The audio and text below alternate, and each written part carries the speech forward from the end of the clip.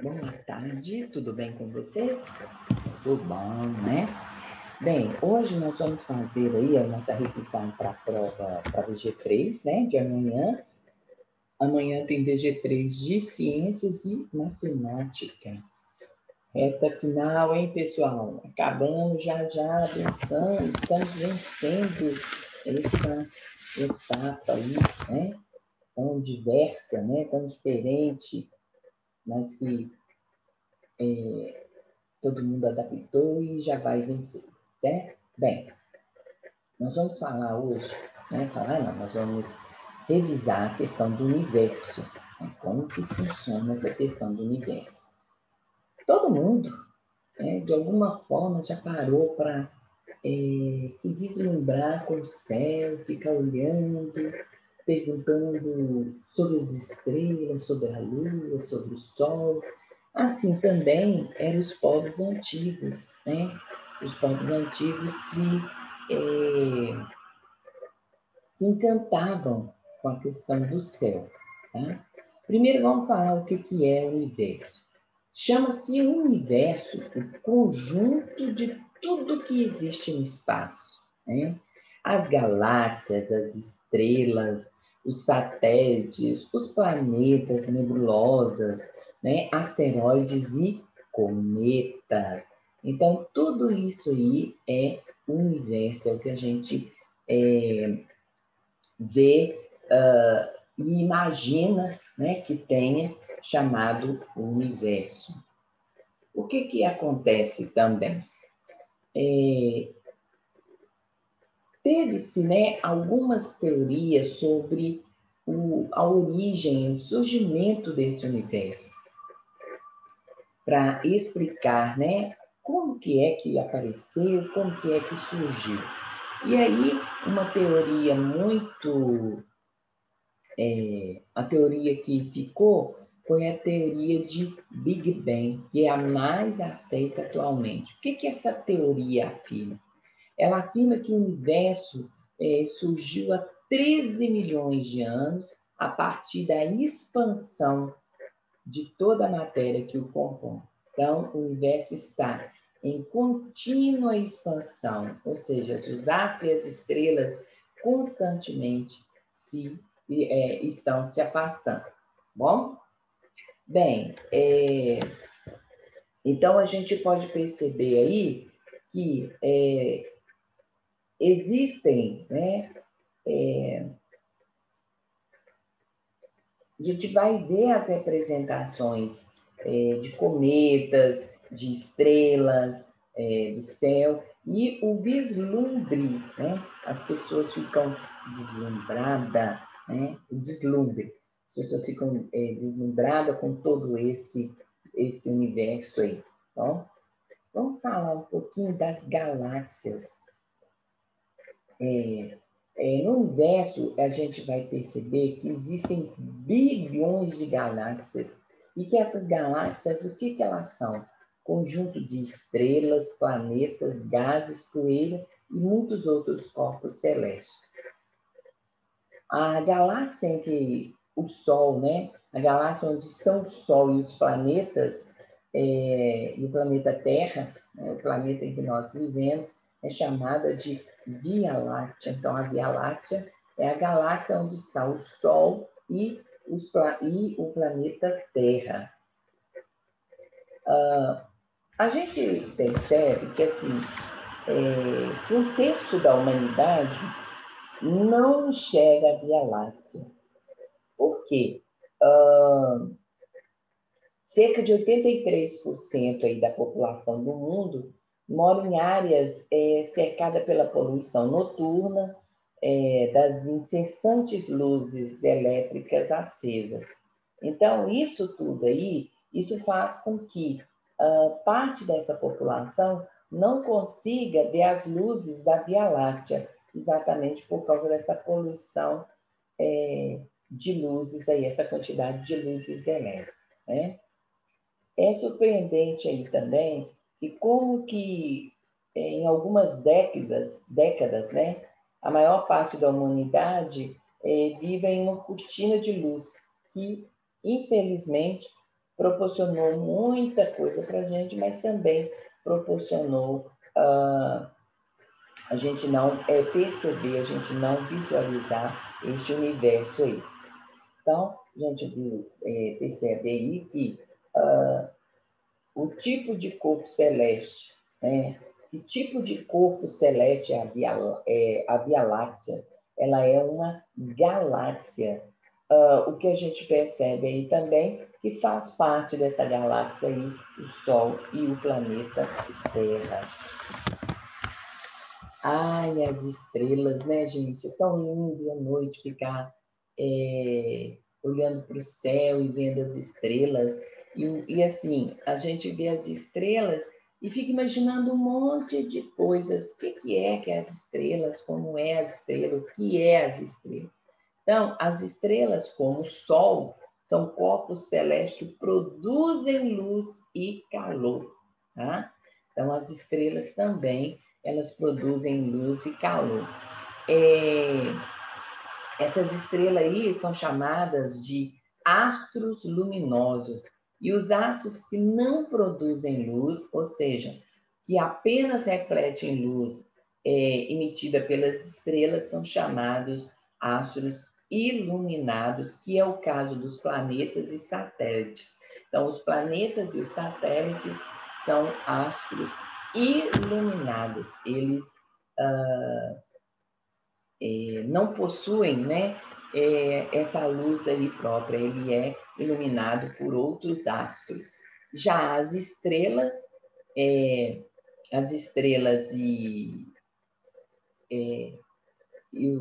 um dos corpos celestes, né, que tem aí luz própria. Bom, então, vamos lá. A gente pode dizer que a Via Láctea é a única, né, galáxia existente, né, que existe no universo. Nela estão o Sol e o planeta Terra. Apesar de estar o Sol e o planeta Terra, ela não é a única galáxia. Existem bilhões de galáxias por aí, né? A Via Láctea é apenas uma delas. As estrelas estão próximas da Terra?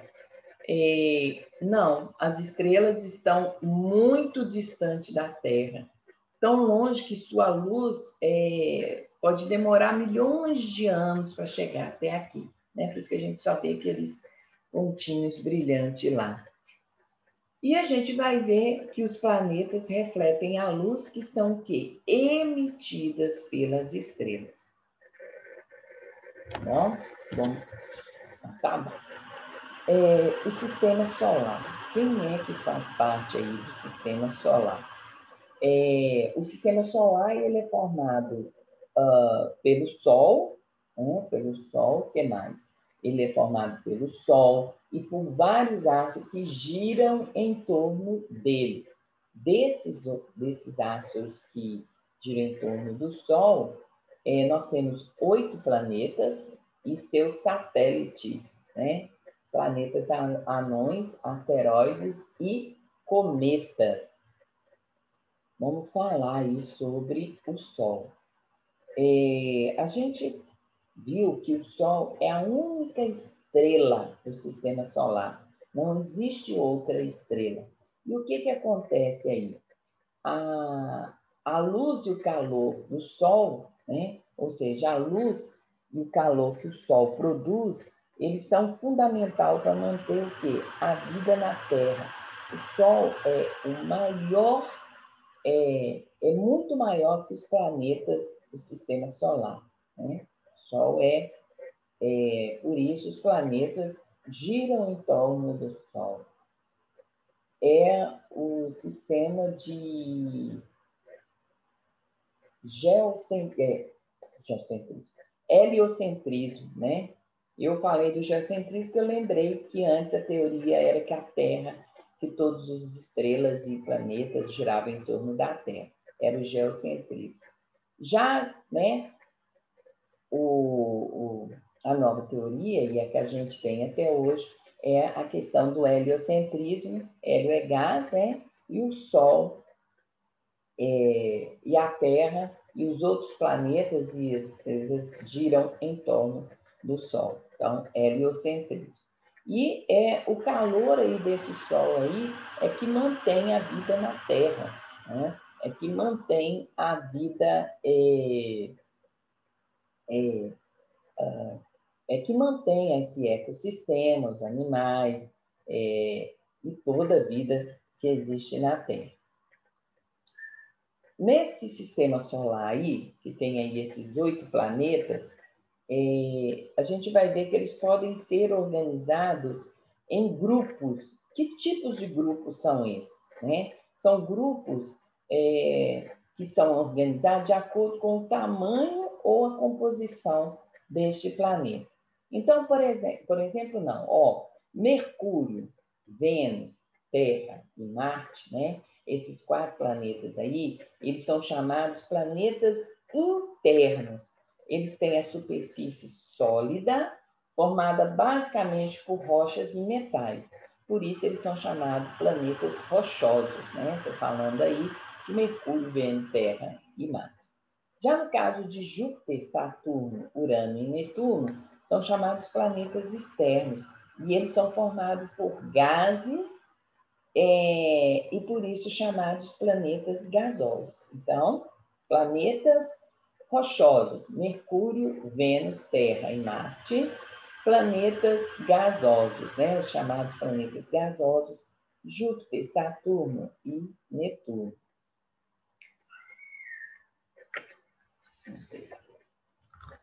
As constelações. E por falar em admirar o céu, tá aí, vem aí as constelações. A gente fica vendo desenhos nos céus, né?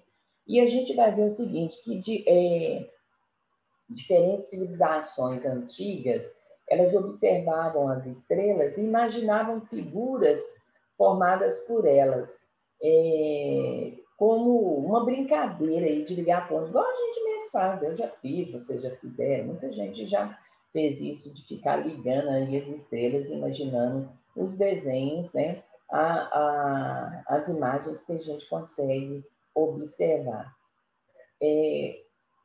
O povo observava o céu e criava suas próprias figuras.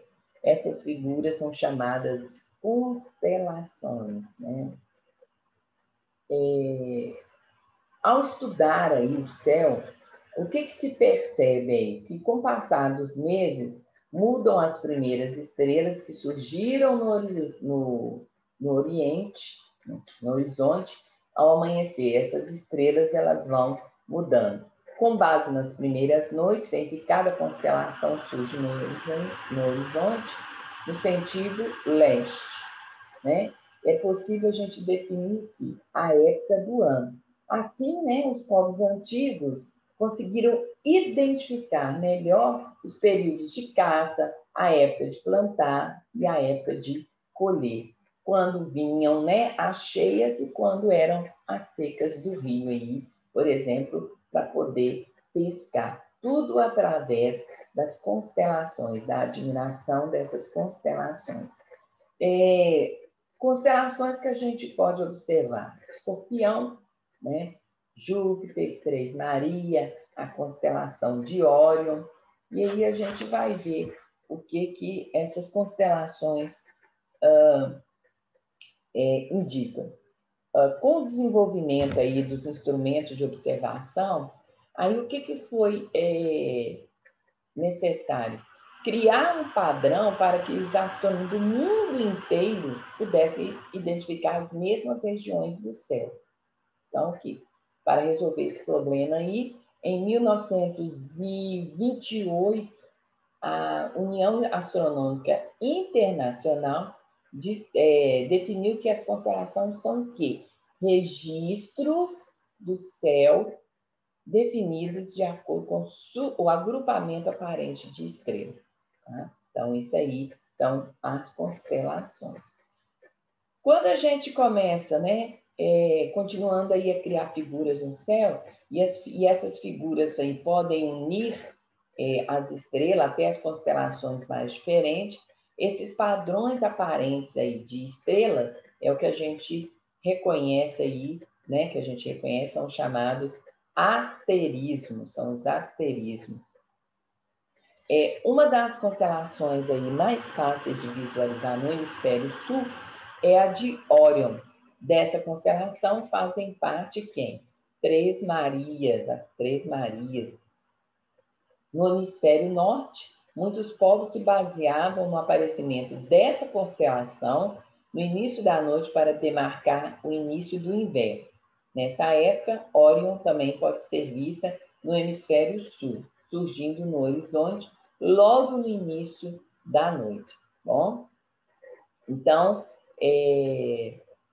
no hemisfério sul, o surgimento dessa constelação vai caracterizar o quê? Né? O que caracteriza aí no hemisfério sul? No hemisfério sul, essa constelação vai indicar o verão e no hemisfério norte, o inverno.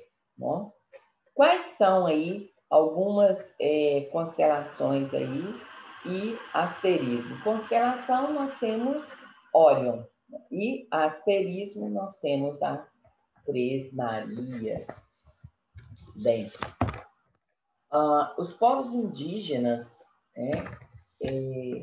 tinham uma relação muito interessante aí com essas constelações. Os povos indígenas brasileiros, eles reconhecem diversas constelações no céu. Uma delas é o Homem Velho, cujo o desenho realmente, né, parece um homem com uma bengala, um idoso usando uma bengala. Essa constelação aí, ela surge na segunda metade do mês de dezembro. E aí, o que ela significa aí para os indígenas? O surgimento, o início, né? O início do verão, a estação mais quente do ano. Então, quando essa constelação aí, o Homem Velho, aparece aí, ela vai indicar para os indígenas o verão, que é a estação mais quente do ano. Isso para os indígenas do sul do Brasil. Para os indígenas do norte, isso aí é o surgimento da época chuvosa, né? Vai indicar aí a época das chuvas, é a época que está começando o período chuvoso aí. A gente vai ver que, assim, outra constelação muito importante, né, para os indígenas é a da Ema. O que indica aí? Essa constelação Ema aí, ela vai indicar metade do mês de junho, e aí marca o início do inverno para os indígenas do sul. Para os indígenas do norte, ela marca a estação da seca, quando ocorre lá as poucas chuvas. Está vendo que cada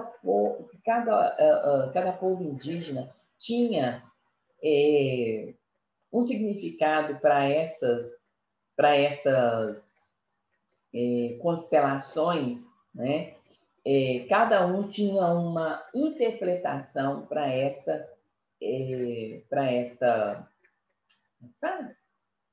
essas constelações que apareciam aí. A gente vai ver o seguinte, que os indígenas Tembé, né, lá da região da Amazônia, eles falavam de constelações, essas constelações que apareciam, eles davam nomes de animais da floresta. E também acreditavam aí que era a época da seca e a da chuva. Identificava ela como essas duas estações aí. No mês de dezembro, janeiro e fevereiro, né, que aí é o tempo chuvoso, é o tempo da estação das chuvas na região da Amazônia, para eles aí à noite é visível aí a constelação Queixo da Anta, Jabuti e Canoa. Nos meses de junho, julho e agosto, as constelações Ema, Siriema e Beija-Flor marcam no céu o período de seca. Bom?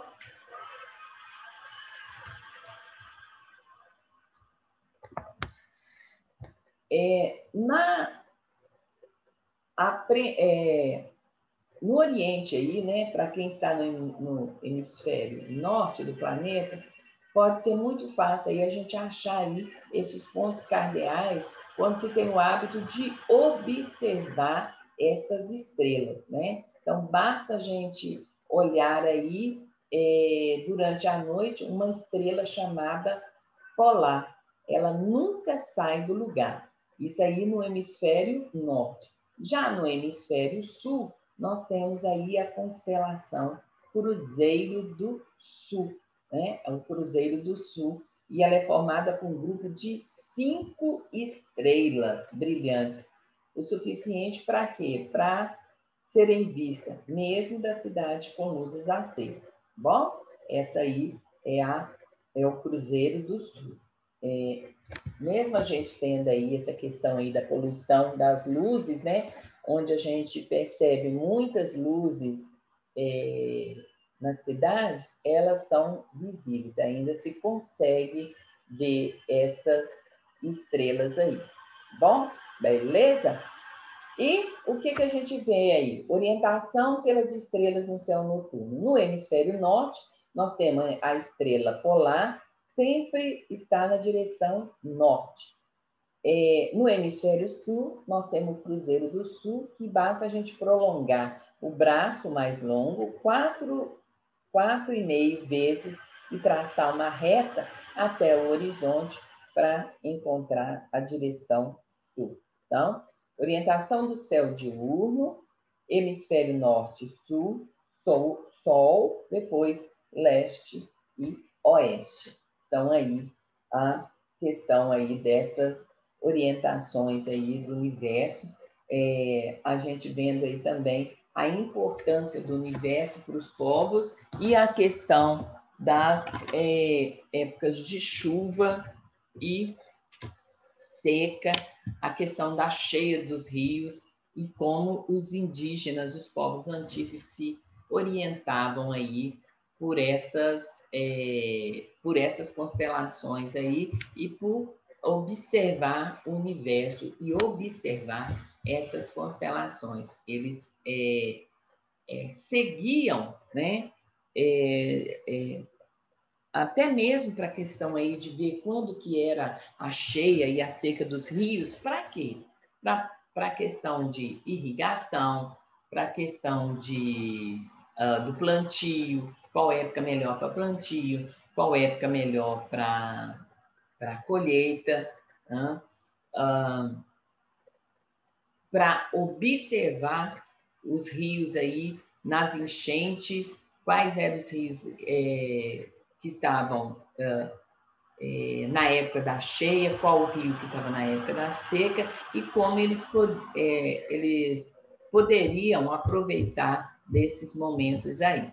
Bom, um abraço, fiquem com Deus, até depois, daqui a pouco.